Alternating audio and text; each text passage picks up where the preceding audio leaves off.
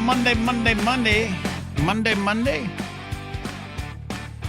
It is raining where I'm at, and man, has it been fun. I was just out in the rain, trying to feed some kitties.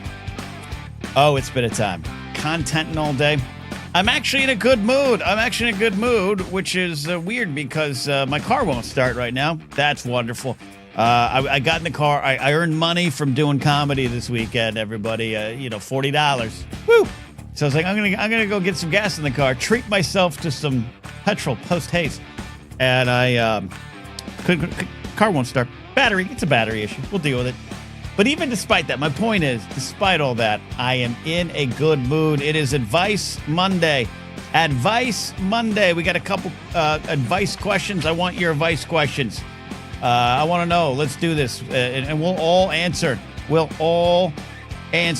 It's like a think group of ideas.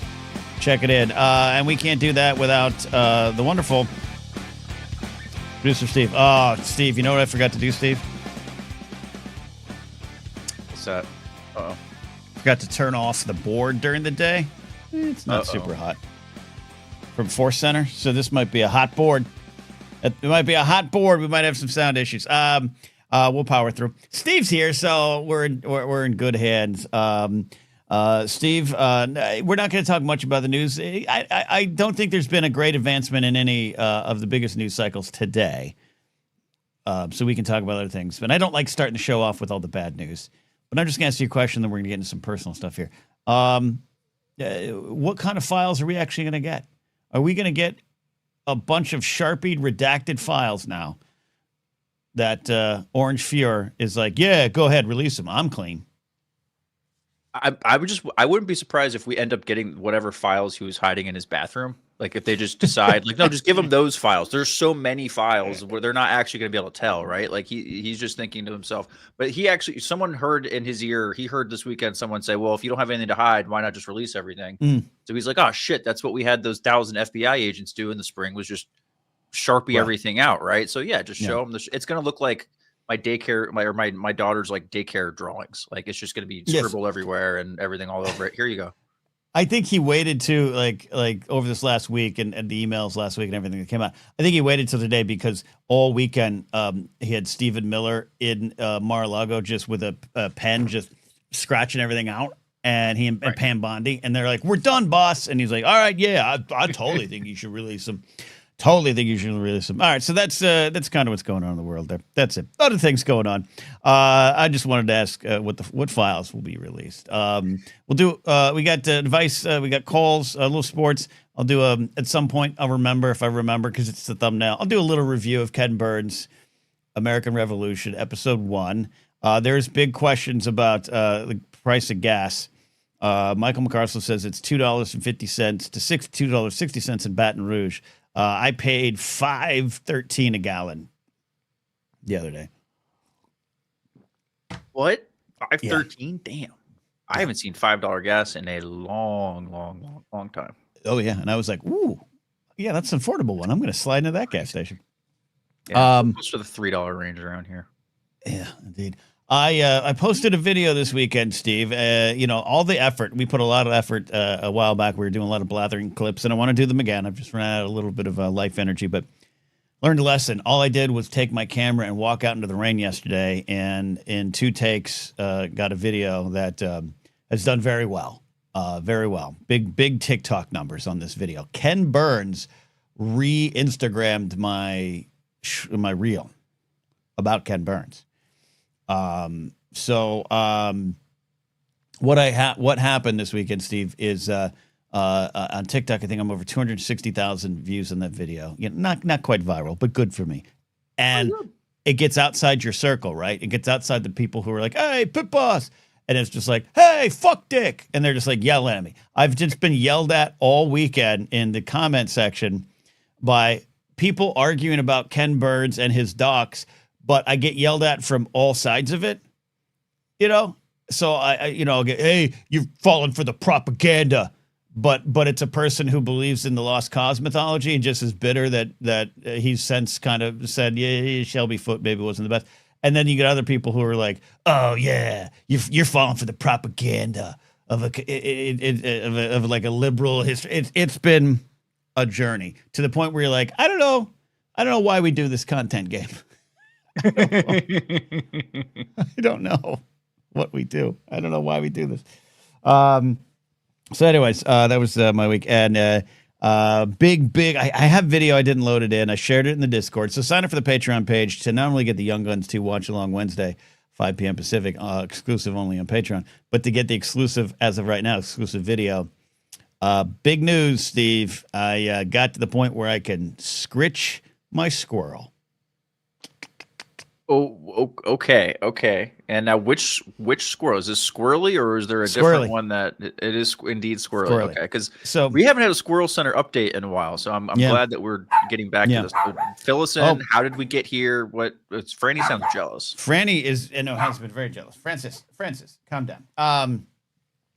So it was Squirrely, the mom. So I have 2 young squirrels now. I call Squirt and Bumps. Because I think Bumps has squirrel pox. I've looked it up. And then don't worry, you cannot catch it. And it goes away. So I Squirt and Bumps, and I thought, well, I don't know, Mom's gone. I haven't seen Mom in a while, but she's slimmed down and the fur's grown back over her tummy. So if you see a lot of she's the out card for my out card on YouTube. That's Squirrely, and she had like a little exposed tum that she'd given birth. It was her, and she's the one the most comfortable. And I was filming a video today that I put up on Reels and TikTok.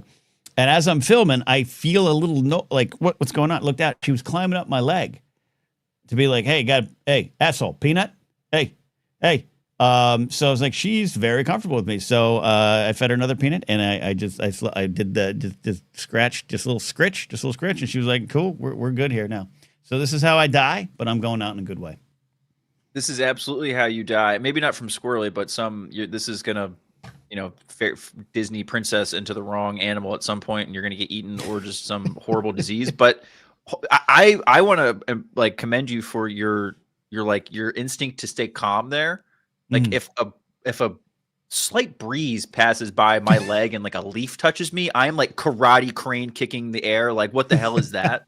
So maybe. The fact that you just didn't launch Squirrely into like your third neighbor's yard in that instinct is impressive, especially because it's a squirrel running up your leg. Like that's new. You know what I mean? Yeah. So it was great. It was great. Because I've had a couple of the other ones, Worthington and Kylo, follow me. And I'll be in the backyard and I'll come and I'll turn around and they're like 2 feet behind me, like hey, so they're at that level. And then I have a kitten. So there's a kitten now in the neighborhood. I mentioned this briefly the other day, Steve. It is out of my hands. There is a mama cat. So I even talked to some cat rescues, and they're kind of like, if there's a mama cat, we kind of got to let nature take its course. We're overstocked anyways on cats to rescue. Right. It's kind of sad. Yeah. It's raining, and the other night for all day I heard this young, like, scared meowing, and I was like, am I hearing this? Long story short, find it between my house and the neighbor's house. They have all their hoarders, so it's hiding in like these leftover pots and trash, and I kept trying to get it, and it would go to my yard, and I'd have to go all the way around and go to my yard and reach for it, and it would go, there's this little fence hole, and it would go, and I had to go all the way outside, and I couldn't get it after like an hour, and I had gloves on, and I finally trapped. It was on my side, and it couldn't get. And I reached for it, and the cute little fucker bit me. But I had the gloves on, which is why I did that. And so I was like, "All right, you're on your own." But it's still there. I still hear it 2-3 houses down. So now I can't sleep at night because it's cold and rainy, and there's a kitty cat, a little kitten out there, it's tugging on my heartstrings. But Mom is around, right? So Mom is feeding this cat, taking care of the cat. It's a street cat, Ken. It's gotta learn what it's like to grow up on the mean streets of Burbank. Like you don't want to take that away from it. Got to survive. Well, that's what the rescue people were saying, and I just my heartstrings, pulled, and I just love animals. So I have officially entered old lady territory, Steve. The next day I woke up and I went to the store and I bought cat kibble and a dish. Oh, Jesus. Yeah, and now the cats have food in the backyard because I can't have these cats going hungry on my watch. I just can't, Steve. You're going to have another raccoon orgy now because they're going to find that cat food and it's going to be a whole thing. You mean like the one Friday night? Ask Ken Plume about that the next time we're playing Fortnite. Oh, no. Plume and I are playing Fortnite. I think Tiller was on the call too. And I hear like a thump, and I'm like, hold on. And then I hear another like thump. I was like, hold on. I think someone's on my house. And 4 raccoons in the backyard. 4 raccoons. And it was early. It was like 9 o'clock. And so I kind of shine a light, shoosh them away. About 2 in the morning, I get up to use the facilities because the prostrate's probably growing. And they're all my neighbor's roof staring into my house. And I had flashlight, and it was pouring rain, and they were just all 4 like looking in there, like we could come in there and take that house if we wanted. Yeah, so I got they're plotting. They're absolutely plotting, Ken. Yeah, I wouldn't, make sure you board things up maybe if you leave for more than a day or two. I mean, they're keeping tabs on you for sure. Yeah, Tully asked a great question. What happens if all your animal friends don't get along? One of the cats definitely wants the birds, but I have witnessed the raccoons and the skunks standing in the same vicinity. I've witnessed the skunks and the cats tentatively have peace. And then I have seen the blue jays and the squirrels now just sit on the table together and wait their turn for the peanuts. I am doolittling the fuck out of this horde of animals. The cats are using you. Don't trust the cats. That's a mutual destruction thing there between the cats and the skunks. So I get that. I mean, if I'm a cat, I don't want to smell like a skunk either. But if that cat gets anywhere near Tweety Bird or one of the squirrels or anything like cats can look out for numero uno. Yeah, which is why I'm like, Steve. And then I'll quit boring people with the old man bird, cat, squirrel, skunk, raccoon guy talk. I was like, what? Okay, if I fed the cats but kind of left it in the backyard near the alley, maybe they'll be less hungry and leave the birds alone. That was my thought.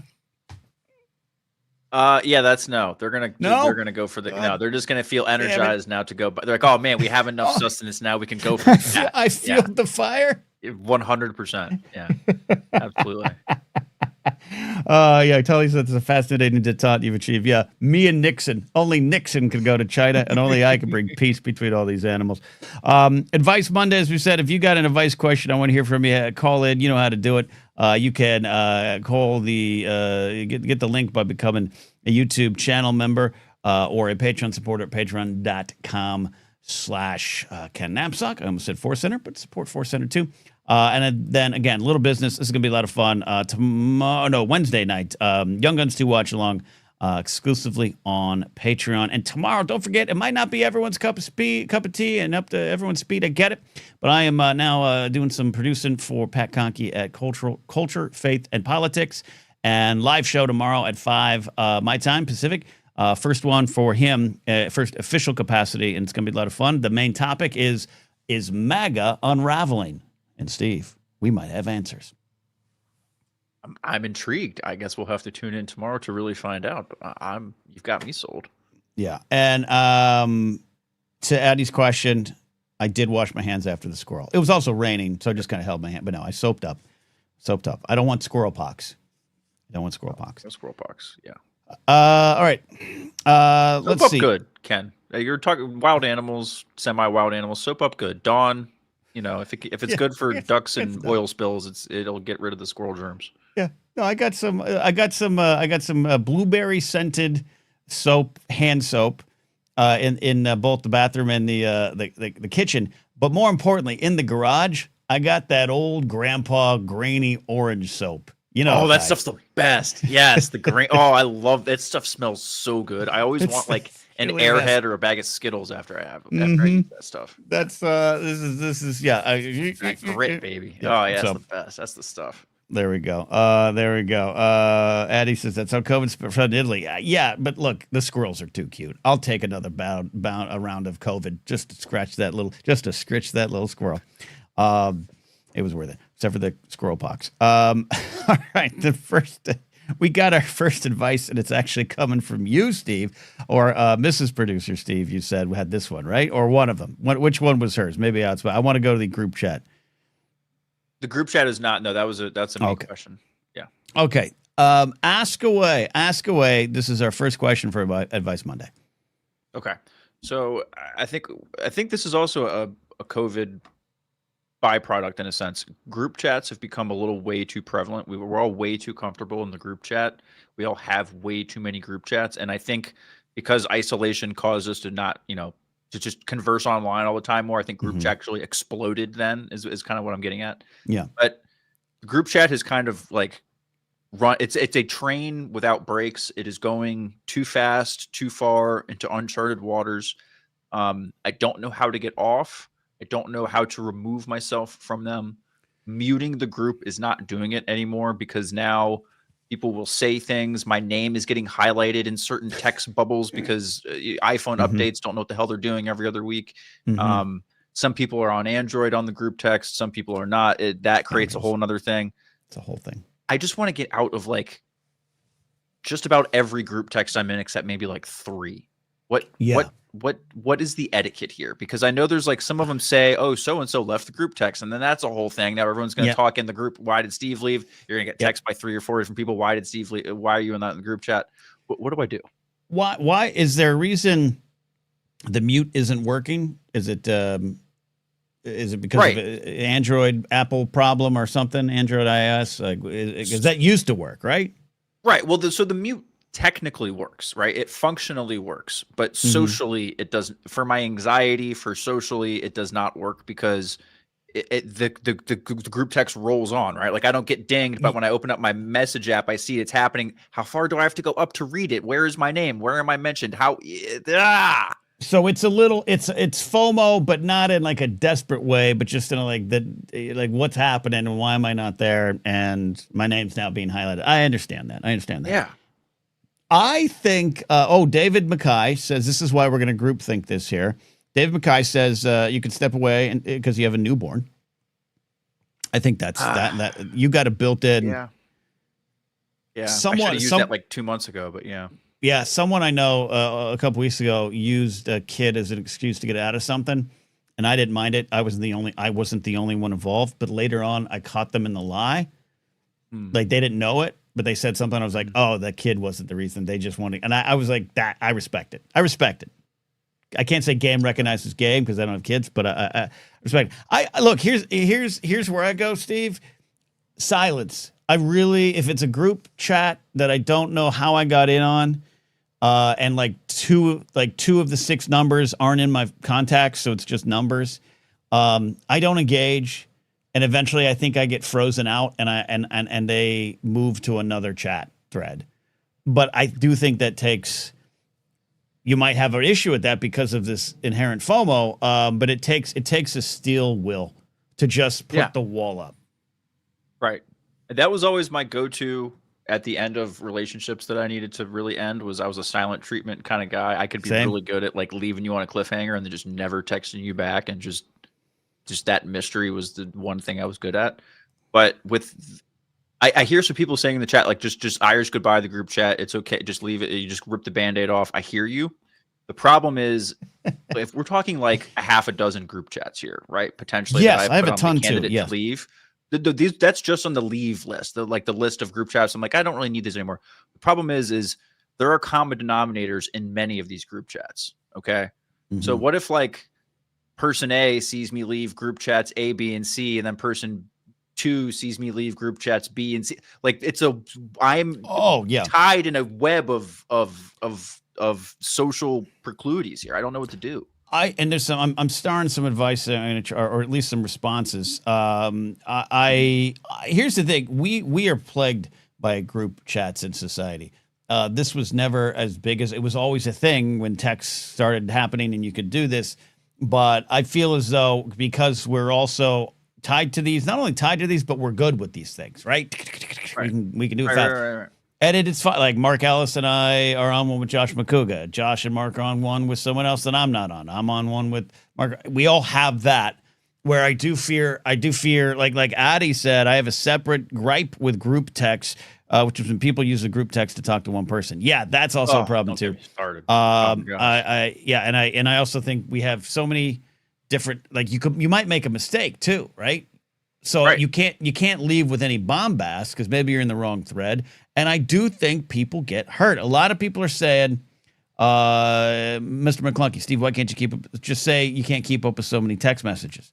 Brian Tiller says you have too many friends, less friends, less text. So there you go. Go to a life of solitude. Narcolepsy. I've got a lot going on. Stepping away for a bit and say nothing else. I don't think any of those things. Sean says, tell him to pound sand.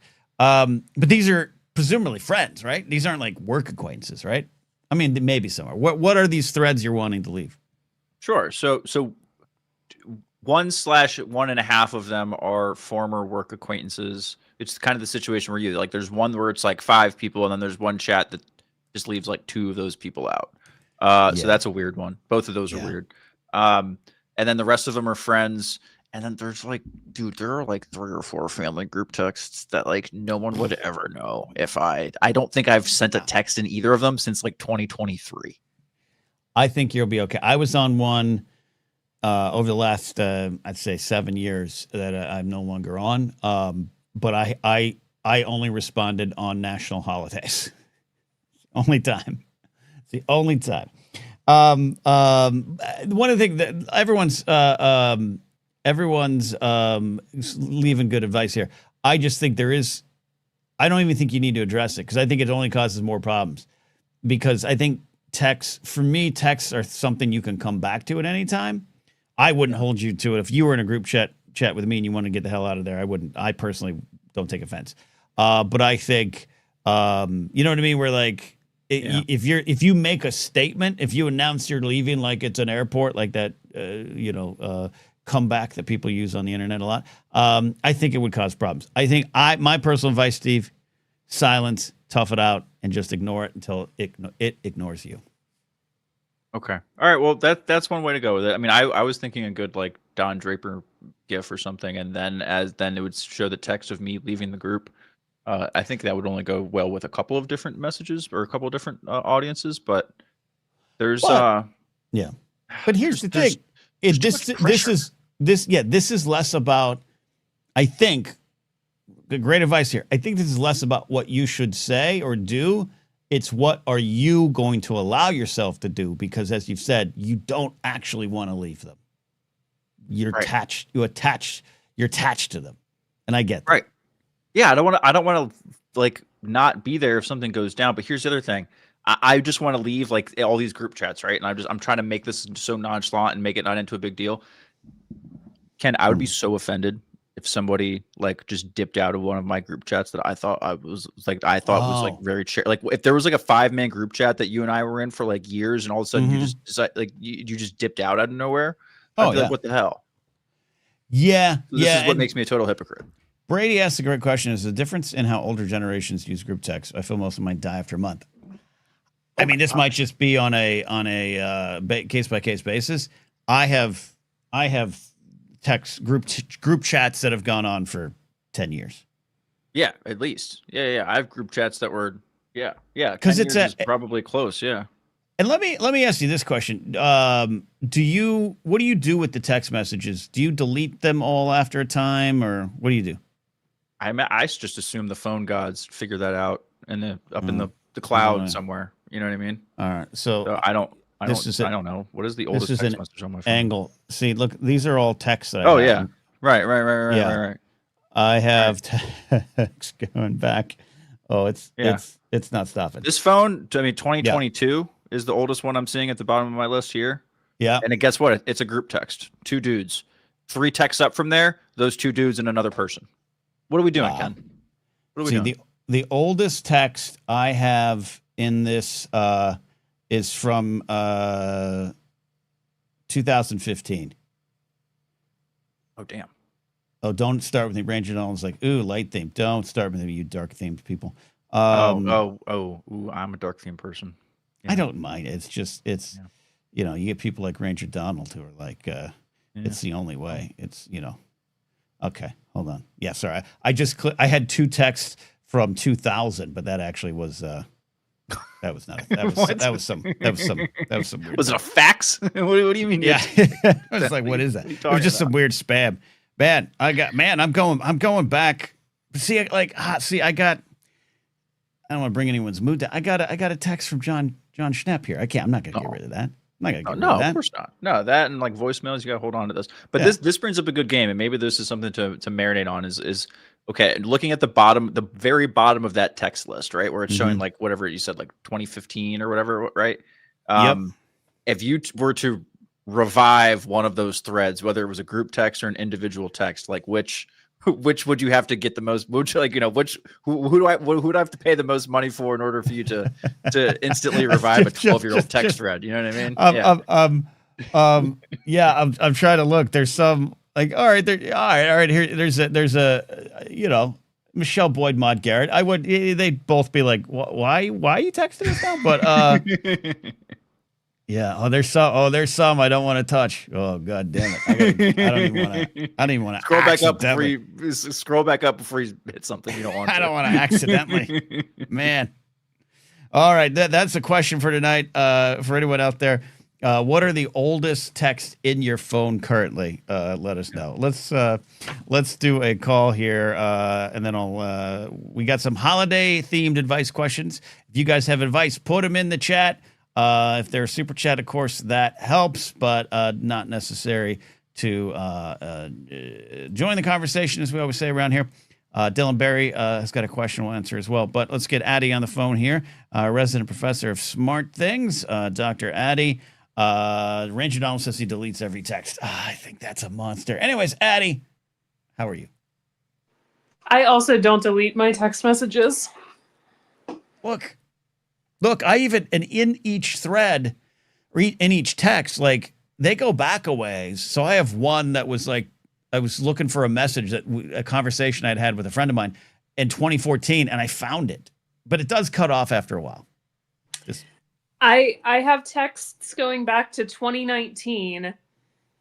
It's 4 group texts, all of which are versions of a single wedding party that I was in. So are they still married? That's my first question. Unfortunately, yes, they are still married. You got to text that thread right now. You got to text that thread right now. I've got the bachelorette weekend, and then I just have another group text that seemingly should be the same as the one that's above it, which is the bridesmaids text thread.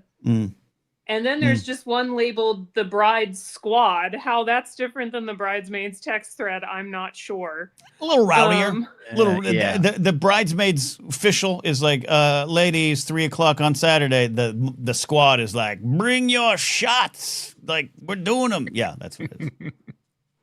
I think. So anyway, I do not delete texts either. And I've got text threads dating back to October 2019. All right, that's fair. Okay, that's good. I think that Brady said 2020. Steve, what are your texts?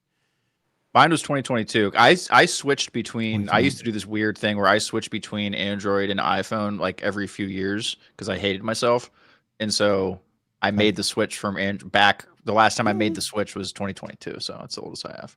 Yeah, I think mine only goes back to 2019 because at one point I didn't restore my phone from my previous phone. I started over. Yeah. Okay. Yeah. That's scary. I can't do that. Yeah. All right. Awesome. And how many times have you ducked out of a group text thread, Addie, and has it caused any problems, and how did you do it? Oh, I'm leaving. I basically Irish goodbye the group text. Okay. I'm like, I am done with this conversation. I no longer want to be a part of it. Or I have no need to be a part of it. Like, I was added to this group text against my will, and it has surpassed my interest and or need for involvement. Right. So I am leaving now. That's fair. Not that I announce any of that. That's just, you just do in my head. And then I hit the leave button and I'm out. I respect it. All right. That's good. You got an answer there, Steve, or one of many. But Addie, it's your turn. Any advice needed from the group here today? Yeah, I would take some advice on cheering yourself up after a shitty Monday. It's just another manic Monday. Keeping in mind that you got to get up and go to work tomorrow. Yeah. Oh, yeah. Okay. Was it shitty Monday and just workload. Did something happen? Something professionally, personally? I don't need details, but to give the best advice, Steve and I might need the full picture or a fuller picture of and context. It was professional. It was related to the fact that I work in a field where I open myself up to criticism on a daily basis, and I don't like it. Like I'm not the kind of person who's like, yes, criticize me. Tell me how wrong I am. Yeah. Steve loves it. I got comments. I got more comments back on this paper that I wrote back in July, and I'm a little perturbed with one of the reviewers. Look, I feel and the editor. Yeah, I as much as I have written over the years, I have to fight my urge. This is not your advice necessarily, or about your call for advice. Anyone who gives me notes on a script, which is part of the game, and usually they're really good notes, no matter what the note or who wrote it. I've had some really good friends. Like Jen Miro will give me a note on stuff we're working on, and my first reaction is like, what the fuck you say? Like every time. Every time. Do I have to remind myself, all right, that is just some weird, that's coming from some weird spot, and more often than not, it's different than what you're talking about. But the notes on a script I'm writing or something, or good notes. You're talking about something a little different I'm picking up on. But I just have to know how much I have to own how much it comes from me.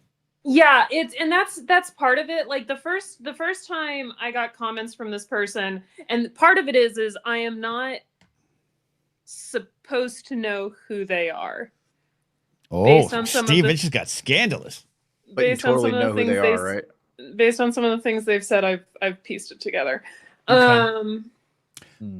But they know who I am. It's not double blind. Mm-hmm. And the first round of comments that I got, I didn't like a lot of what they had to say, but I at least respected it because I could tell that they knew what they were talking about. Like I appreciate feedback when you're not just talking out of your ass. Yeah.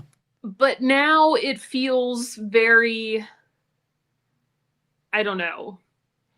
Well, I don't have the same feeling this time. Rain's coming down. Okay, but we need to get your spirits back up. We're not worried about these fuckers. These are fuck sticks. We're worried about getting your spirits back up. Steve, what do we suggest? I've seen ice cream. I've seen lasagna. Is it food? Where do you go? Well, I would want to ask a question first because I get into trouble on these kinds of things when people ask for advice because I'm a fixer, Ken. So I try to be like, oh, let's fix the thing, but that's not always what people want. I think that was a sitcom. That was that was a procedural show. It's the Fixer. I remember that on CBS. Okay, yeah. Oh, okay. Was that Sedgwick? No, that was the closer. It was the closer. It was Keira Sedgwick. Good job. Yeah. Anyways, but I see a problem and I want to alleviate the problem. I want to solve the problem. There's a solution to everything. Is like the weird tick in my brain, right? But like my wife tells me that is bad because sometimes people don't want you to fix something. They just want you to listen and Right.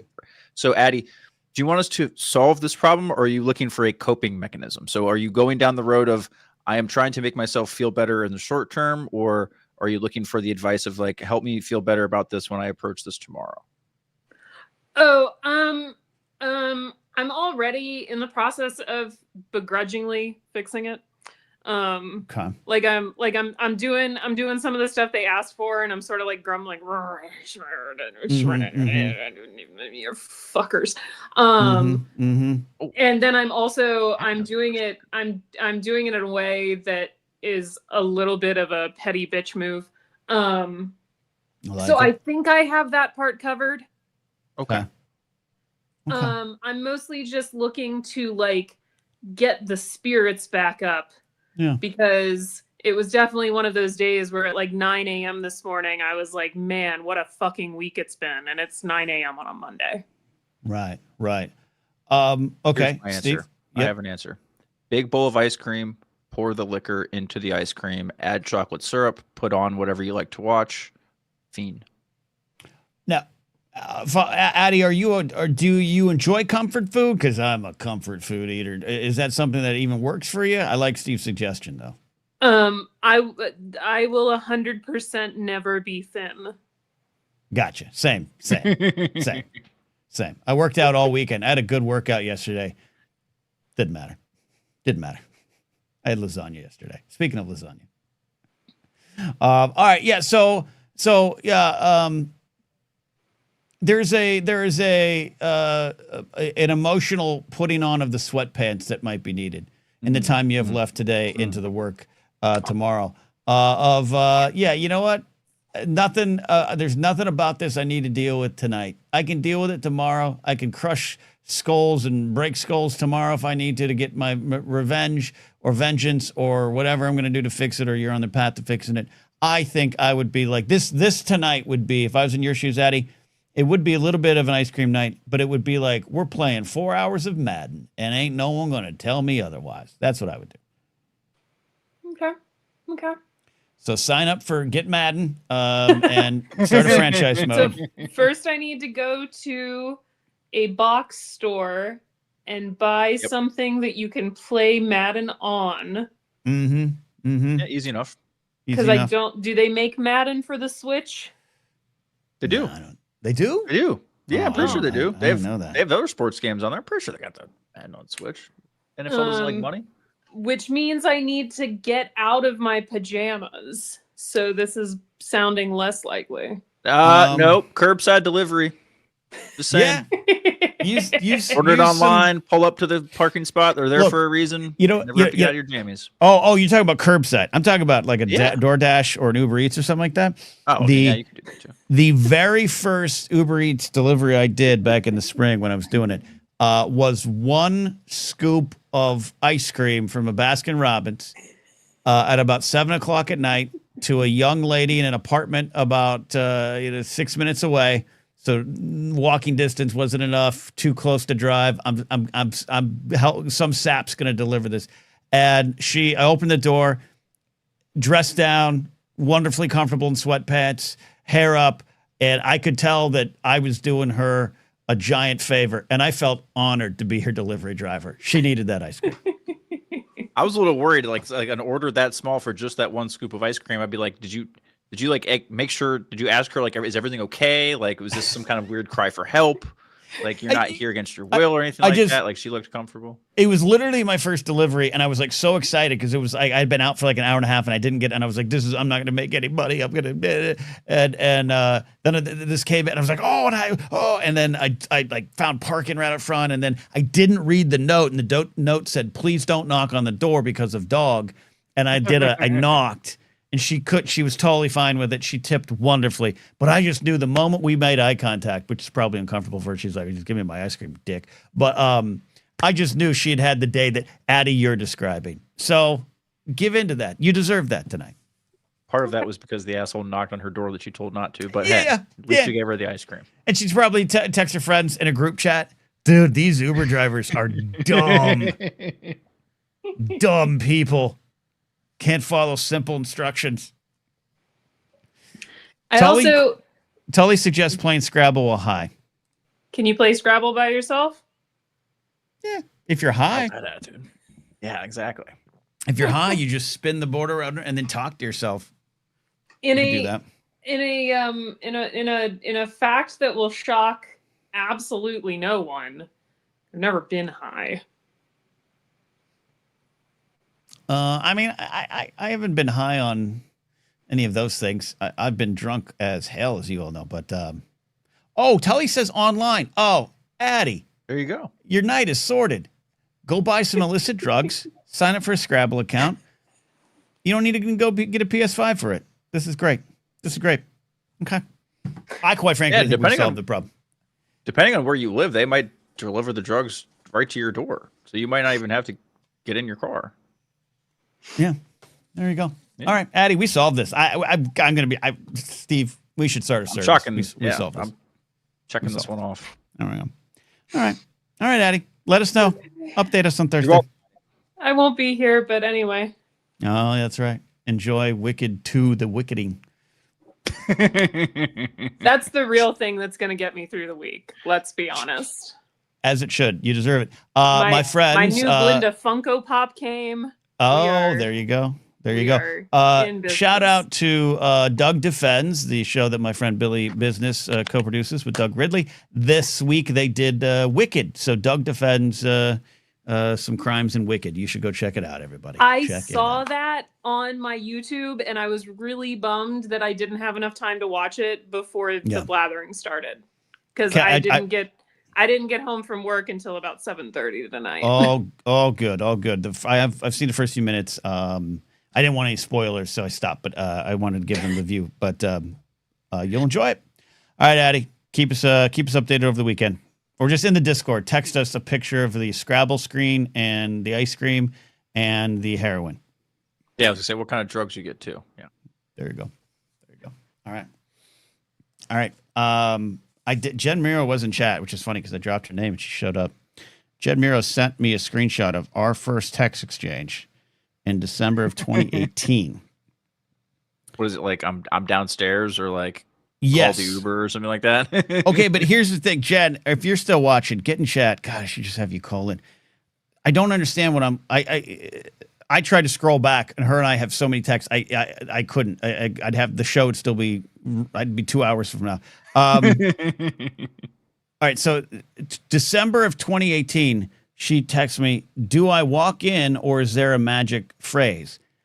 And then I don't respond, or we don't talk again until 2019. Did you text her back, say friend to enter? Yeah, I did. I think, you know what I think it was? I think when Jen and I met, it was on Jedi Council. So I think it was her going to come to be interviewed. But no, Jen did not. We met, so you wouldn't have texted. Oh my God. Then in 2019, let me know when you're on the way. And then I said, this is at 7 p.m. I don't know what. And then we don't talk again. Then I gave her my address. Holy shit, Jen, what happened? Wow. That escalated quickly. Then I was like, yeah, come on over. Here's the address. Wow. I don't even know what this is why I like this though. It's such a look back into your own personal history that you think is like, I just met Jen yesterday in my head almost 8 years ago. Like I don't remember this at all. It's fascinating. Sorry. I just got lost in that. Well, you can do the context clues. What month was it? So we know the year. Was it what was going on around that? You know, so you can always put it. You can put it together. So there you go, folks. Scroll down your phone and find a really old text message. Yeah. Oh yeah, Jen's right. How many? But it was okay. Jen and I didn't really become closer friends till October 2019 at my house party, our housewarming party. This is when we were working on a project called The Four with Matt Mercer and Matt Key and everybody. So yes, I think Jen, you're right. All right. If you guys want to call in, I want some more calls. No other calls are queued up. I'll just lie. Sometimes you're supposed to lie or not lie. No, what am I trying to say, Steve? Sometimes you're supposed to lie as a host and be like, calls are off. Everyone wants to request Metallica. Phone lines are open is the truth. Phone lines are open. Call in if you want and become a channel member or a Patreon supporter to do that. I used to fake calls when I was an intern on the radio station. My boss would be like, go call from the other office. And I'd go into the marketing office and I'd call in and they'd put me on air and it would cause people like, oh, now I'm going to call in. Right. Oh yeah. That, or you like we used to use the line in sports radio all the time of, someone texted in or someone tweeted at us and said, what is such and such, the questions like that. So we use that line all the time too. Yeah. Oh yeah. Fake engagement to grow engagement. Everything. It's all smoke and mirrors, folks. We got some holiday advice and some Turkey Day specific advice here in a second, but Brady is called in. I'm gonna put Brady on and see what advice Brady needs from us tonight. Brady, what is the advice and what is the oldest text message you have in your phone? You said 2020, which isn't that long ago. Yeah. The oldest text is from 2020, and it was probably related to COVID. Just in general? Because I think it was, this thing is looking pretty serious, huh? And then end of convo. Well, okay, what do you have? Oh, this would be fascinating. Do we all have texts from 2020 at like, I don't know, March-ish or February-ish? We're all making Corona beer jokes about the coronavirus. it'd just be like, whatever. And then the tone suddenly shifts in April. I think I have some of those. Yeah. I would rather not go down that road, but I for sure have some of that. But yeah. Brady, absolutely. Any questionable COVID decisions? Well, mine was earlier because I had some family members during that time in China, and there's a lot of concern texts like, hey, because my parents were traveling at the time in China at March. Like, are they going to be able to come back? Well, fair question. Yeah. Fair question. Kingsport Cow says March 2020 ruined my birthday. But what's hilarious is you think it's about COVID, but really he probably spent the weekend in jail for doing something inappropriate. That's probably what ruined his birthday in March of 2020. I know. I can tell the truth, Cal. All right, Brady. Poor Cal. Don't say poor Cal. He knows what he did. JB wants to request Queensryche. Brady, what is your call for advice? What do you need? Okay, so this is a weird thing that happened today. So during lecture, we were discussing a paper, and I didn't understand the paper, so I was bored of my mind. And in the middle of lecture, I just came up with a song idea, and it just developed in my mind. This is completely distracted, and I had to use I pretended to use a restroom, and then I just recorded the demo in the stairwell where no one else was at. And now I'm thinking, what do I do? Do I just make this song now? What the hell is going on? What? Okay. Yeah. Oh, Brady. Brady, do you write songs? Do you write music? This is no. I'm not a music from... writer. I just randomly just thought of a song. Okay. What kind of song? Yeah, what kind of song? You said you wrote it. What did you write it on? Were there instruments? Were there lyrics? I have so many questions. Are you singing with a smile? Are you singing with a goddamn smile? You better not be. What kind of song? What kind of song did you write? I'm guessing it's kind of a whiny song. This is indie, like kind of guitar song. Okay. It's very light. I guess it's kind of like a Leifei song, but it's just complaining about things. And I think that's great. That's the kind of music I like. The Moonagers, I think we have our next song is going to be released in 2 weeks. It's a breakup song. So yeah, it's yeah, absolutely, Brady. So did you start singing out loud like you were Marcus from About a Boy in school when he was 11? It's a reference to a movie, Steve. I just it's a good movie. You should watch it, it's one of my favorites. It's a movie that made Ken. Were you just and mind you, you're not in like high school like Marcus was. Were you just sitting there in your class and all of a sudden you're like killing me softly with his song? How did it go down? So I just started like tapping like crazy because I was trying to not forget the song because my mind, I'll probably forget it. This is not the first time this has happened, but I just thought of a song idea and I was like, wait a minute, I gotta exit this class, and then I was first trying to find a bathroom so I can just record it real quick. But then like everyone, because this is a college campus, there's crowded bathrooms. Taking a shit, and Brady comes in all frantic, like I have to. He's pacing up and down. Is anyone in here? Is anyone in here? Okay, all right. I'm feeling so lonely today. I want it all to go away. Hey, what are you doing? Yeah. Okay. Okay. Well. So Brady, this has happened before. Yeah. So have you not gotten this far? Have you not? Maybe you're one of the great American songwriters, and we don't know it yet because you haven't continued the journey. Is this the first time you've run into a bathroom to record something? I think I've recorded another time previously when I decided to put something to recording. But yeah, this is like the first time I developed an idea. I like came up with like a counter melody too, and I'm trying to figure out a bridge, but I'm like, okay. So this is what I'm talking about, Steve. Brady? This is amazing. He's making it sound like he's just at his school, just being like boop doop doop boo boo. Oh, that's pretty cool. I should go write that down. Instead, he's like, I got a middle 8. I got a middle 8 and an intro and an out. I gotta go, Brady. I Beautiful think you're a mind. songwriter, and you're not facing it, or you're hiding it from us. I don't know. I like this. I'm not even like, I don't have a band. I don't do anything, and then it just came to me. I was like, Look, why is it coming to me right now? I think what you should do is we'll through Discord we'll get you on a thread with Brian Tiller, and maybe Tiller can turn that into some chords music or something. Hell, maybe it's a Moon Agers B side. I don't know, Brady. Oh. You could have a whole career in front of you. You don't know. Brady, there are no mysterious people convincing you to try to get involved in some kind of spy racket or decode messages or anything like that, right? I don't think so. No.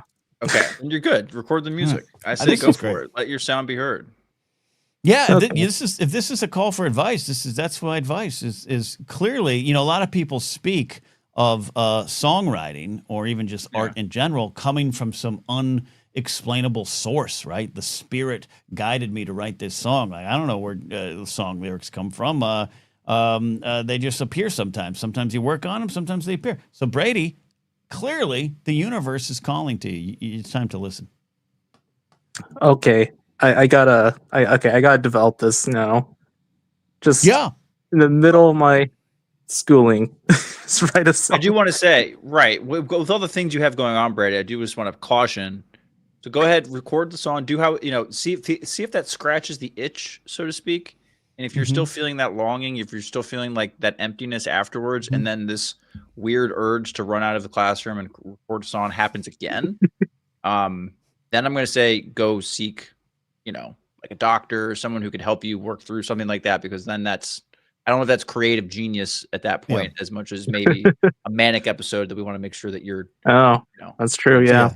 Or the professor at the end of the year is going to be like, look, you were one of my good students, and then every class you ran to the bathroom. I'm concerned about your health. Like, no, I recorded a song. All right. What are the voices telling you? Okay, Brady. Right. Exactly. Okay. Exactly. Okay. Did John Lennon come to you in a dream, Brady? Yeah. Okay. All right. All right. I think 2026, this song's it's gonna be released. We're gonna get this song written. Yeah, my worst fear right now is that it's a song that's already been made and I just recreated it in my head. Well, that happens all the time. And some people, the song gets published and you get sued, but it's completely unintentional. Tully says, Brady, your slices of life are always so unexpected and fascinating. They really are.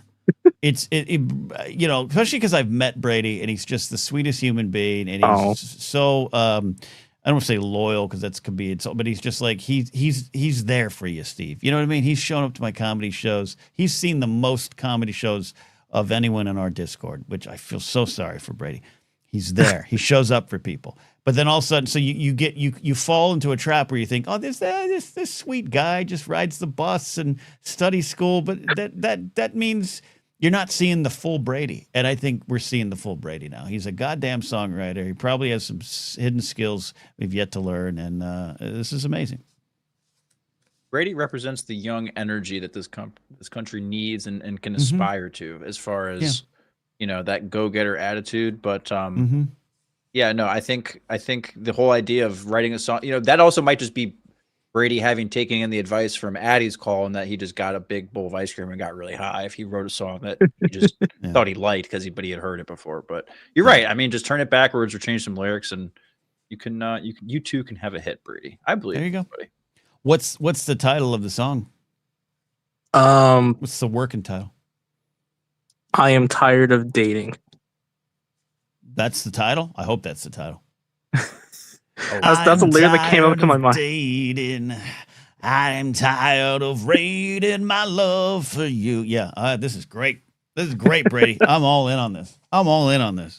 Can you sing? I can't. Can you sing? I did choir for 1 year by mistake. Yeah, okay, but this isn't going to be one of those songs, right? It's not going to be that. It's going to be. We need some. Yeah, it's an indie pop kind of song. Okay. Okay. This would have been so much better if Brady told us he was like and then we didn't ask that question at all really at the front end, kind of like about like what kind of music or what genre are we talking about, right? If the whole time Brady was like, no, this is like classical opera, like that's the kind of time I'm into, and we would have been completely off base. But I wouldn't put it past him either. I mean, we know he's instrumentally that's what I'm saying. Talented and all that, you know. Brady could be like, all of a sudden, yeah, I'm at the Disney Opera House this weekend. If you want to come by, I'm at the concert hall. I wouldn't surprise me with Brady. No, or if I saw him walking on the street with a cello that was like the case was twice the size of him. Exactly. Think twice. Yeah, like Brady's just like. Mandalorian Jedi has a follow up here, and then I'll let you go, Brady. And then maybe Cal will call in and explain the charges he got in his birthday in March of 2020. Mandalorian Jedi asks, how does one do choir by mistake? I think that's a fair and great question. So I was put in choir as an elective because they needed people in choir. And I guess that I learned some basics of singing then, but I wouldn't consider myself a singer. Okay. So the school, was this what, high school? This was middle school. Junior high. Yep. For me. Okay. 7th, 8th. Middle school for me was 7th and 8th. We didn't, 6th grade was elementary school. Really? Yeah. So they just drafted people at random to be in the choir? I guess so. They needed some like tenor voices, and that's what was me. Okay, but they wouldn't know that. You're a number on a chart, and they're like, yeah, Brady. that's why I said about my mistake. They didn't know. But you continued to you took it for like a semester? I tried to get out of it, but then I was stuck. So like, all right, I guess I'm singing for a year. How were you stuck? Did they refuse to let you out of the class? Steve, yeah, they did not let me out. Well, you got to remember, Brady's really young, so this might have been like DEI in action in our schools. They were just like, we need X amount of boys to sing. We need X amount of girls to play drums. We need X amount of, you know what I mean? That's what I was thinking. Okay. But I could be wrong. All right. Yeah, Brady, you were put there to solve a problem, and I hope you learned from it. And your school I guess so, lunch yeah. too, because you grew up during the Obama administration, so you probably had like healthy school lunch and milk. Yeah. Oh, yeah, you probably had access to food every day. All right, Brady. Well, epic question and call tonight, Brady. I appreciate it. Oh, thank you. And I appreciate you building me up to be this wild person. He's Prince, apparently. Yeah. Yeah. Me He's really up. talented in all directions. Buttercup, baby, just to let me down. All right, Brady. Seriously, Brian Tiller's going to write your song with you. I volunteered, Brian. All right, Brady. Say goodnight, Brady. Good night. That was the least energetic. Good night. You guys are calling into the radio. Have some. Brady's the best. You know what I mean, though? You wait till you meet Brady. Steve, you're going to meet Brady one day. He's just one of the nicest human beings you'll ever meet. And I think sometimes when you're like, oh, that's one of the nicest people I've ever met, you don't allow them to be other things. You just, in your head, you're like, hey, you're just a nice guy that does nice guy things. And Brady could be like, I'm a fucking asshole. I do asshole things. Brady seems like he'd be a fun hang. I'm excited for BlatherCon, which will be really the main event in LA that weekend, competing with the celebration. That's right. 2027. All right. In the time we have remaining here, anyone want to call in? Come on, Eileen. I'm just singing songs tonight. You guys got me in a singing mood. Call in with some advice, but we also have some advice from you, Steve, related to the holidays. It is we're really kicked up the holidays, high gear shift here, whatever the hell I'm trying to say. And you have hit me with one of those questions where I'm trying to find it. Oh, there it is. I got it. What do you got? So we've been inundated with the holiday commercials already. As soon as Halloween ended, if you've walked through a big box store, all of the decorations are out. So Ken, this is a Mrs. Producer Steve original. At what point do you start saying happy holidays to people? Or at what point, or when is it still acceptable to like cock your head like a confused golden retriever when someone says happy holidays to you, because it's still not even Thanksgiving yet. Is Thanksgiving one of the holidays we're supposed to be happy about, or is that just reserved for the December plus New Year's holidays? Like, I don't. Where do we do? What do we do with this? See, as you're describing the question, I'm thinking for me it is like November 15th on. Ish. Okay, well then middle of the month, like this week. Yeah. But but as you said, hey, December, you know, I do kind of think, in theory, Happy Holidays is about December, that it is leading to Christmas. Obviously, more holidays than that. Mm-hmm. No war on Christmas or Jesus here today. That might be right. Yeah, see, Will McLean, December 1st. J&B, post-Christmas. Post-Christmas? Excuse me, post-Thanksgiving. Sorry. I also was seeing J&B's like, you start on January 26th. You get a 4-day window between the 26th and New Year's. Yeah, I realized I was thinking around this time in November or maybe a week earlier, because that's when we used to put up the decorations in the mall. And so I think I'm connected to narcolepsis. As part of November 15th, you say Happy Hall & Oates. I'll accept that. But you know what I mean? I think after 17 years of Halloween's over and done with, this weekend the team comes in with the high lift and they're going to put up the wreaths. It's holiday season. It's holiday season, baby. So I think, but I don't know if that's exactly correct. I kind of think when your line about, are we supposed to be excited about Thanksgiving? I don't think so, but yet at the same time in the NFL, you know, we got some NFL football on Thursday. Wishing you a happy holidays. Like, I think they kind of mean that too. I don't know. Yeah. See, so because if someone says to me, you know, working in corporate world, if someone ends an email with me like on Friday this week, which is a full week before Thanksgiving, and says happy holidays, I'm gonna be like, what the hell is wrong with you, Brenda? What are you talking about? Happy holidays. It's not even Thanksgiving yet. So is it? Let me ask you this question. Is it Thanksgiving? Because now I'm thinking about the NFL broadcasts. Right. You know, John Madden going, hey, we got the turkey. Yeah. I kind of think they do say happy holidays, but I think that's the kickoff. I think they say happy Thanksgiving. I think Thanksgiving is the ultimate little stepbrother of holidays. As much as we want to make Thanksgiving into being this big, important thing, because it gets football, it gets a parade, blah, blah, blah. Thanksgiving is just like, it's a kickoff holiday. It just gets used as a stepping stone to the the Christmas Abrahamic religion holidays, whether it's, you know, you can say it, the white stuff. Sure. Well, Kwanzaa gets thrown in there too for happy holidays, right? So we're trying to be multicultural. Well, we are, but I think in general, okay, but I think we're in the same spot there. A lot of people saying post Thanksgiving, but see, Mr. McClunky saying post Thanksgiving with putting up the Christmas stuff.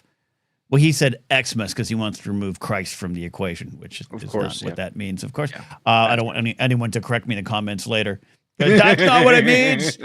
And Ken Burns is a propagandist. Like, that's what I got all day yesterday. But do you put up Thanksgiving decorations? Because I know they exist. I know they're a thing. Or do you just skip to Christmas? Do you wait to Black Friday weekend? You're putting up Christmas decorations. No, my house is currently fall decorated, so there are cornucopias and orange and browns and things like that. Lots of gourds and those types of things, floral things. That then will get replaced by red and green and flowery stuff the week after Thanksgiving. Okay, yeah, this is fascinating. I knew this was going to be a great question because I've got to take the mall experience out of it, because we didn't put up cornucopias. We were like trees going up because Santa. We got to get the Santa photos ready. Right. You got to build the Wonderland. Yeah. Do you know you could go to the mall and get your Santa pictures probably right now, Steve? But instead, be like the thousands of people that would wait to December 23rd at 8 p.m. Right. And then we got to cut off the line. I have seen some of the biggest brawls at the cutting off of the Santa line at 8 p.m. on December 23rd. Like, seriously, knockdown, drag out fights when we were like, sorry, Santa's got to go home. He's a retired guy named Dave, and his wife is expecting him home. He's got to take his blood pressure medication. He's got to take his blood pressure medication and pick up something on the way home for dinner, honey. Like Santa's got to go. He's not real. The people. I'm telling you, the families get it. Just like had this like, hey, the line's cut off. The amount of people would be like, well, what are we supposed to do? It's a goddamn picture of some guy dressed as Santa, and you're like, holiday is ruined because you can't give that to Mima? like, what are we doing here? Go to the Sears down the street. I don't know what to tell you, lady.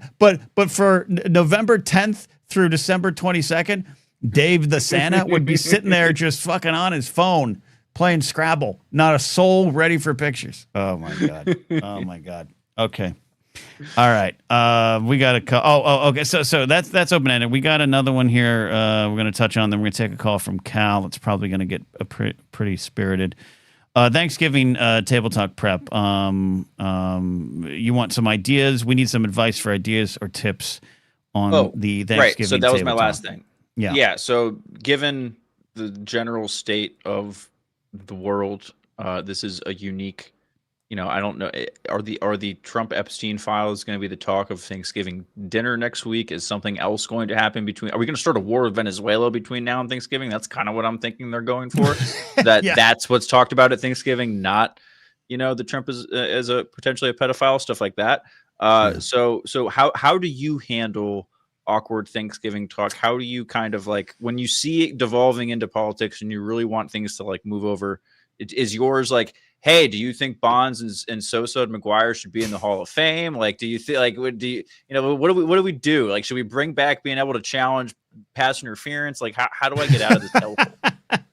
Should all turnovers be automatically reviewed by the booth? Yes.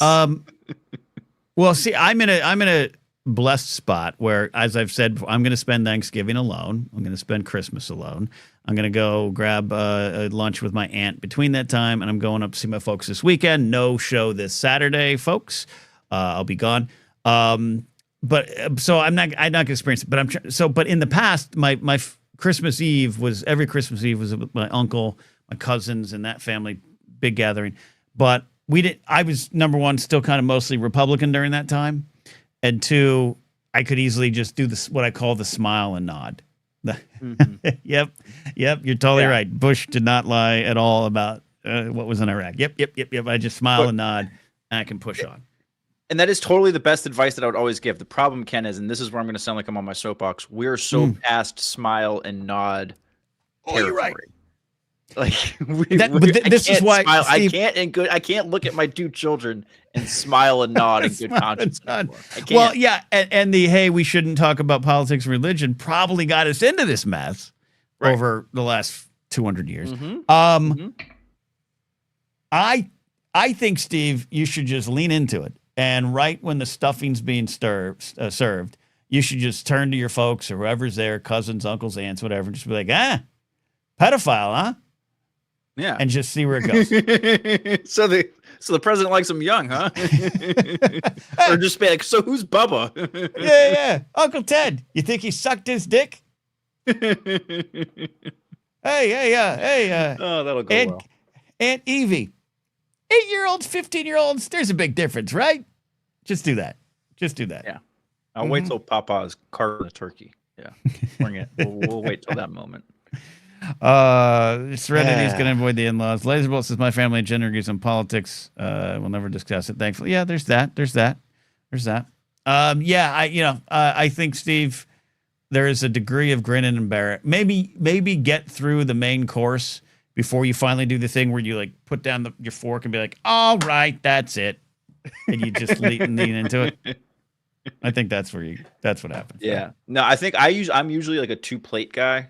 So maybe like while I'm finishing that second plate, because then after the second plate is when it's like acceptable. Like by the time I'm done with that second plate, that's usually when people are winding down. And it's acceptable to break out the dessert. Sometime between second plate and dessert. Yeah, because dessert's easier to walk away from. Because let's be honest, you're too full for it anyways. Right. Do you think, and this would be valuable advice for anyone in the audience facing the same thing? Do you have like levels? Are there lines that will get crossed by the others that's when you put down the fork and say, all right, nuts to that. We got to talk about it. Do you have those set up? Yes.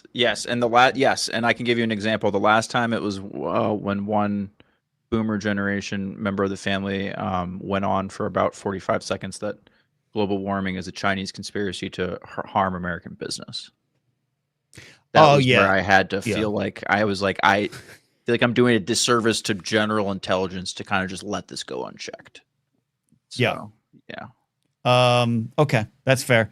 Tully says it is crucial that you challenge your family's belief system while you're holding the carving knife. I think that's good. I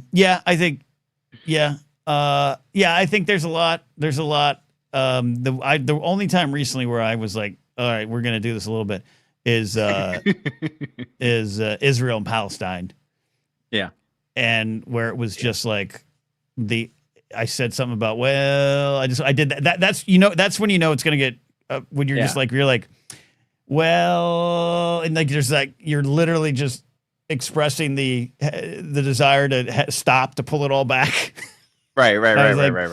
Well, yeah, no, I can't. I'm sorry. I can't support Israel. And then it devolved into, well, the Bible says Palestine isn't even real. But Jesus was a Palestinian Jew. What are we talking about? Like, and also the deaths out there right now are very real, even if it's this make-believe land that you think it is. Like, yeah. So, we all have those lines. Find your line. Finish your turkey. Find the line.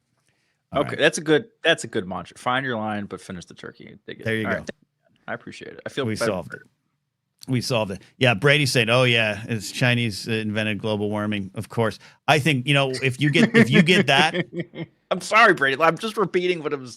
Yeah, if you get that, Steve, this year, if you get that speech again, throw a curveball and go, and they're forcing Chinese kids into choirs just to take over our choirs in this country, in our country, in this country. That's what you should do. All right. He's going to yell at me. Kingsport Cal. I am going to yell at you. Okay. Why? Is my audio good enough for you? You sound okay. You sound so good this time. What happened last time? I don't know. You sound great. I have no idea.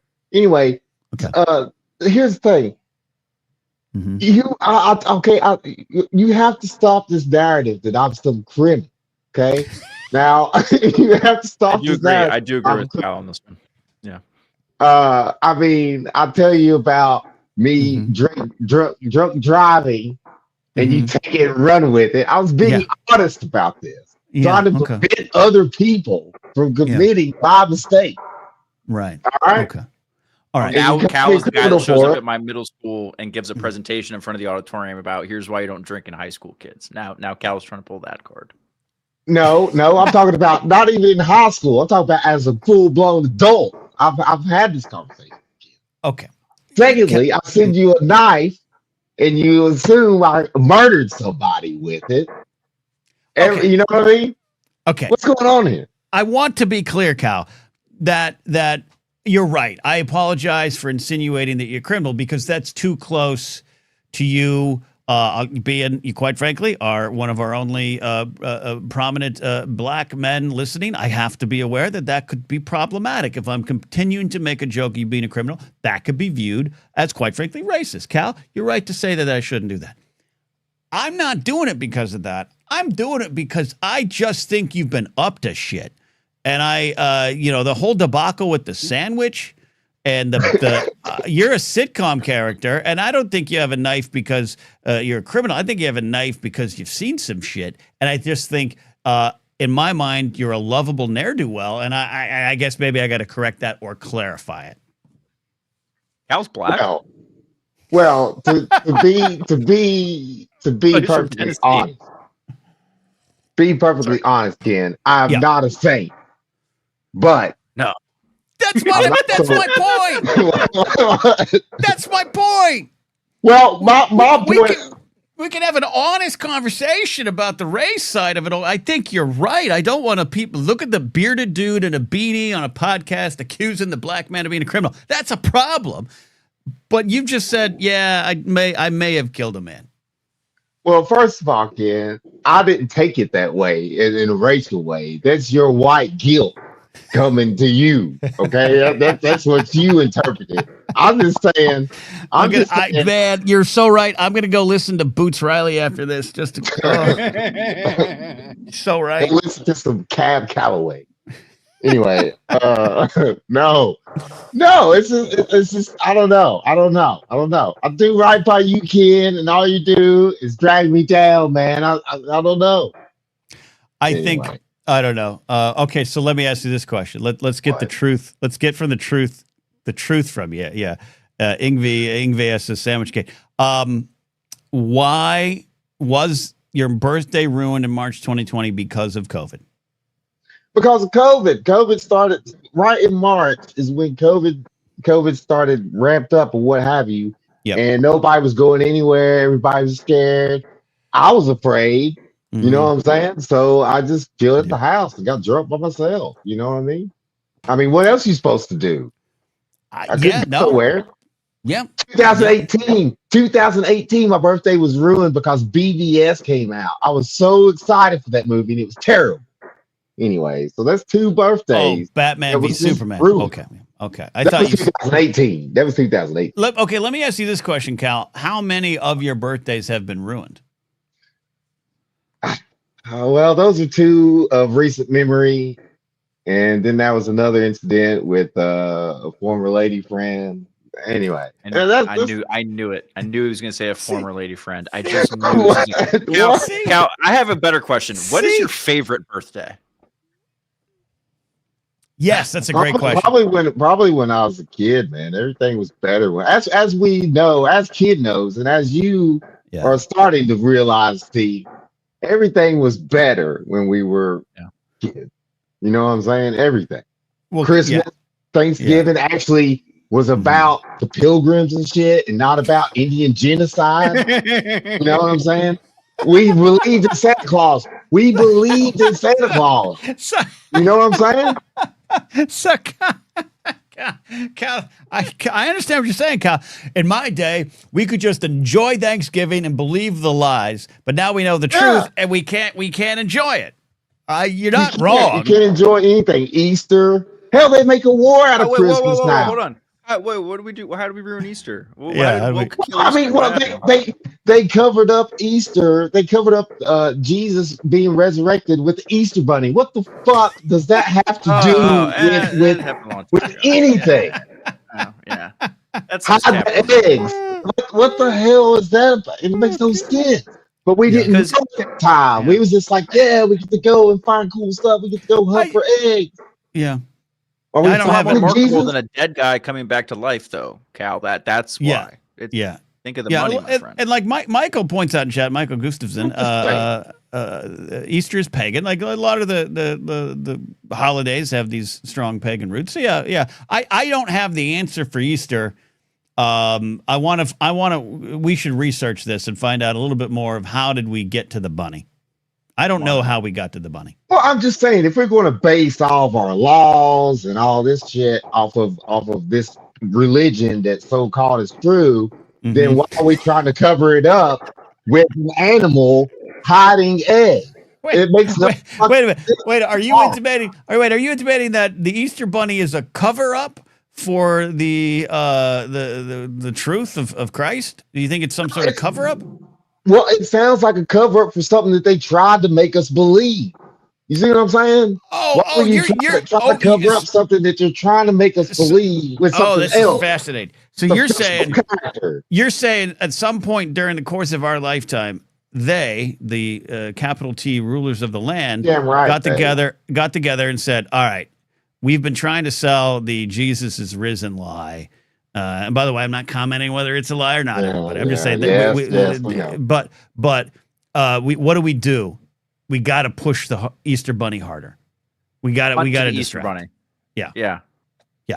Okay. Yeah, the kids aren't buying the Messiah died, coming back 3 days, sending you all to heaven and paradise. Let's go imaginary bunny, hide eggs. Kids love chocolate. Yep. And because someone was there going like, it worked with the Santa.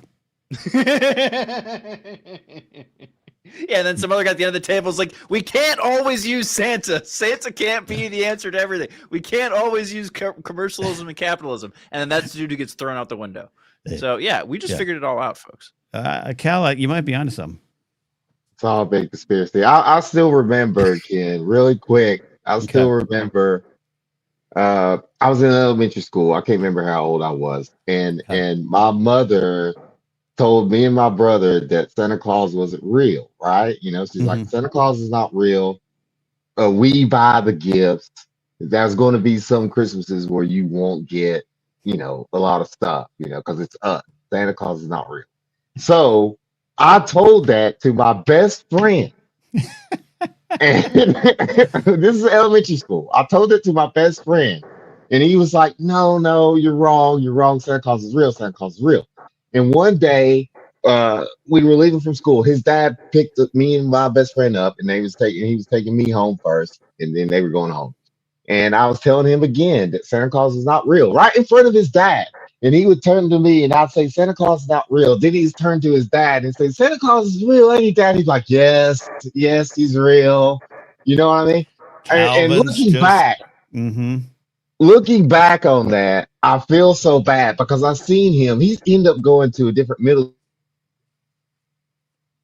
Our school down here in the country wasn't good enough for him. But anyway, I've seen him later on in life, and I said, do you still believe in Santa Claus? And he looked down at the ground and said, no. This is, you know what I'm saying? How later in life? This is when we were I was in high school because he went to a different high school, but he went to a different middle school and high school, but we had a high school functional party. I mean, he came to. Cal, you have to know the joke is to say, oh, this was like 3 weeks ago.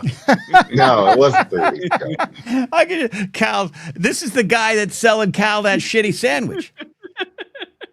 This is what it is. And Cal's like, oh, look at you, Terry. You still believe in Santa Claus, you baby? That's what's happening here.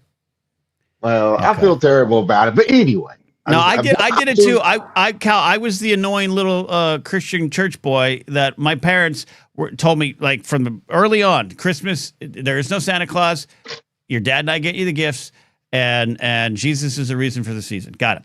I would then go to school, like first, second grade, and I would tell my friends the same thing. So I understand where I was in the same spot.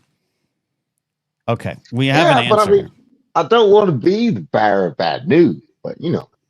But I do love Christmas. It's a kind of a depressing time. Not really, but a little bit. No, I know. You know, that's. I think some of the best. It should come as no surprise to y'all. I think some of the best Christmas songs are the really depressing ones. That I don't like happy, smiley Christmas songs. Give me a chestnuts roasting. Like I want to feel slightly sad. I think that's why I love being alone on Christmas. I'm going to be alone on Thanksgiving and Christmas this year because I want to cry by 3:00. Well, I don't know if I'd go that far, but I do. I will give Elvis one thing, and that is, was it Blue Christmas? I have a blue Christmas. Jen Muro, who's watching, one of my besties, says Emperor Constantine appropriated pagan holidays to match Christianity to make it easier for pagans to convert. You're welcome. So there you go. There is a bit, you know what? Jed Miro just gave us the historical answer that basically boils down to give them Easter bunnies and pull them in. Yeah. Yeah.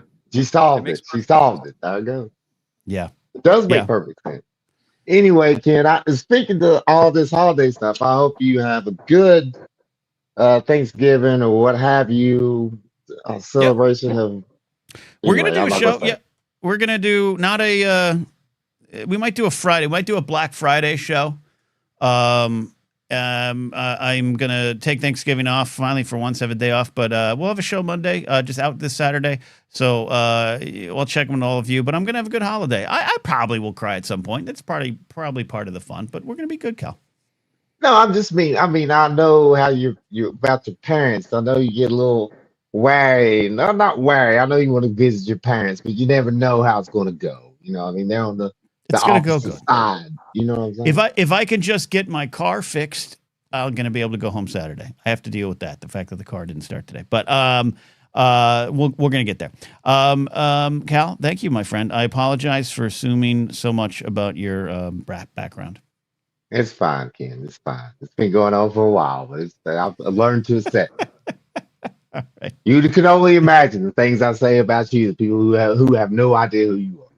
So they probably hate it me. equals out. It equals out. They're by Cal. This is why we told you to stop hanging out with white guys. This is why we told you. Actually, I've heard that before, but not about you. Thank you, Cal. All right, I'll see you, man. Home run of a call. Home run of a call. All right. I think that was a super chat tonight. Thank you for that, Princess Ken. I don't even. Brady was making reference to the animals earlier in the show. Oh, Dylan Barry had we do have some questions. We're not done yet, Steve. I was just going to round up here. Dylan Barry says bucket hats, yay or nay? I'll say this: I don't wear them, but sometimes I'll see rock stars with them, including Liam Gallagher or Greg Alexander of New Radicals, and I'll say, good bucket hat. I know I can't pull it off, so I say nay for me personally. You? Mostly nay. Here's the thing. Here's the key to the bucket hat. The bucket hat is environment and event specific. Golfing, beach day, boat day, bucket hat, go for it. Walking around, if you have an excuse for the bucket hat to cover so that you're not like exposed, sun, skin cancer, all that kind of stuff. That's what the bucket hat is for. Okay. Now, my pro tip is I actually wear a bucket hat almost always when I'm golfing for that very reason. Oh, okay. But other than that, like if you're just like going out to dinner or whatever and you're wearing a bucket hat and you're not at Key West or like at the beach, I'm going to think you're kind of weird. Yeah, that's good. Okay. Yeah, no, absolutely. I like that there. All right. So Mandalorian Jedi, are you still in chat? Mandalorian Jedi, are you still in chat? Paging Mandalorian Jedi. Mr. Herman, you have a call at the front desk. Mandalorian Jedi says, can I ask a Lord of the Rings question? And then she said, it's specifically for Steve. So fuck me, but ask I'd love that. We'll do that. So Mandalorian Jedi, if you pop back in, if you're there still. But while we're doing that, Rich T, good to have you back here today. Saw you in chat. Hey, Kat, I know this isn't Star Wars chat, but is there any Star Wars property you watch, listen to, experience every Thanksgiving, Christmas time? That's a great question, Rich. Because Disney successfully took over December with Force Awakens. I'll put in some of the Force Awakens sequel era kind of stuff. Absolutely, Rogue One even. Just like Lord of the Rings kind of becomes this Thanksgiving classic for a lot of folks where they watch a lot of films. Grace and I would do that too back in the day. I do that with sequel stuff there too, which is still, I think, one of the things that's kind of forgotten. Until Force Awakens, you were like, do not release your movies in December because they will not make a lot of money. So there you go. Okay. Mandalorian Jedi says that she's here. And the question is, what is wrong with Legolas serving on a piece of metal and firing arrows at orcs? Is this something that you have a problem with? Yeah, so she's referring to the scene in The Two Towers, Ken, the second Lord of the Rings film, in which Legolas throws it's a boogie board or a skim board, whatever the hell you do at the beach, throws it down the stairs, hops on it, and then lets loose a couple of arrows as he's going down the stairs. I just didn't need a scene from Point Break in my Lord of the Rings movie, and so that's where it threw me off. And I remember rolling my eyes as a teenager at that scene and being like, "Oh, okay." Like, and then it was immediately after everything ended and we got right to it, and I'm super happy as a clam, 10 out of 10, love everything. But yes, I rolled my eyes at Legolas going down the stairs on a shield, shooting arrows. Sorry. That's no, I didn't. Here's the thing. I thought it was great. Just like I thought him taking down the Oliphant and sliding down the thing. I liked that one, but I didn't like the stair thing. That's where I caught you. Oddly enough, and you are a Lord of the Rings fan who has some gripes with Lord of the Rings that are surprising to me. I'll say that, including that you said Orlando Bloom was not attractive as Legolas, which was I heard that. I heard some version of that. That's a misinterpretation of what I said. Okay. I said Will Turner, Orlando Bloom clears Legolas. Orlando Bloom by a mile. Sure, absolutely. I'd walk his plank. Yeah, I get what you're saying. Will Turner. Yeah, I got you. But okay, that's clear. I'll say this. I like that moment. The theater cheered. I cheered. I had a great time with that. It was fun. But I don't know if you did that movie now and did that moment now in a film, I think podcasters everywhere would rip it apart. I don't think it would be as accepted as it was back in it's Two Towers, right? So 2000. Yeah, it was 2002. Yeah. Yep. Okay. Yeah. So Look, it was a nice brief little moment of reprieve. Peter Jackson did a really good job of throwing in little humorous little moments of all of the serious stuff for those movies. But I get why people like it. It just wasn't my cup of tea. And yes, I am a massive hypocrite because I like the scene in Return of the King where he slides down the Oliphant. I thought that was badass.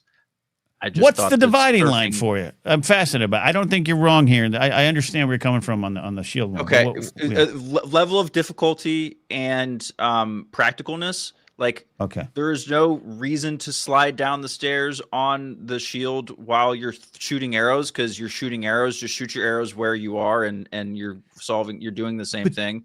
Whereas we needed someone of otherworldly skills to take down the giant elephant that was killing everybody. Sure, but then you send that shield into an orc. It's one extra. It's a weapon.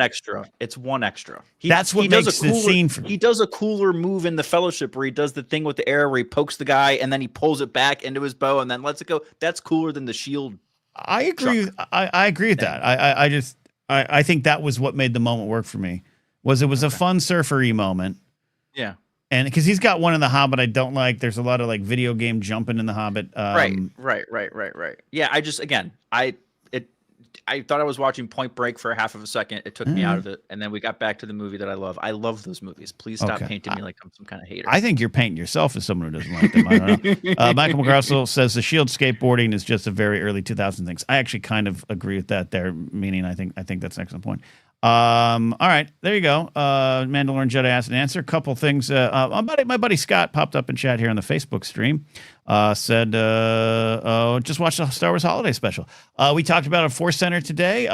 We celebrate the Holiday Special, and I love tracking how that thing is now appreciated when it was a punchline for 40 years, for understandable reasons maybe, but I love where that's at. I have a CBS broadcast copy on DVD. I might actually watch it this year.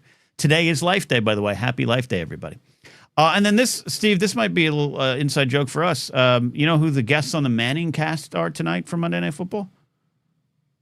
I don't, but now I'm intrigued. George W. Bush, he was the former president. Guy Fieri and Derek Carr will be with Peyton and Eli. The hell of a blunt rotation. Guy Fieri and Derek Carr. Yeah, I don't know about any of that. I know Vance could get some eyeshadow tips from Derek Carr. Oh wow. Vance could get some war crime tips from W. And then I don't know what the hell. Yeah, I don't know what we're doing with the other one, but yeah. All right. Guy Fieri. Guy Fieri. What happened to the fire shirts? Those went out of style, huh?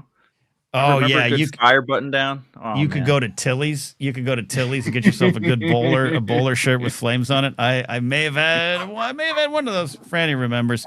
All right, Franny's hungry. We had a good show, spirited show. Cal called me out, and I hope he accepts my apology. And we had a good time, and I think we answered a lot of questions. Advice Mondays, this is what it will be. So you get your advice questions ready. Also, if anyone has any Blathering mailbag questions and you're in the Discord or in Patreon or on a YouTube membership, please post some so I can film one this week. There you go. That's it. We'll see you. Bye. I got you, Franny. I got you.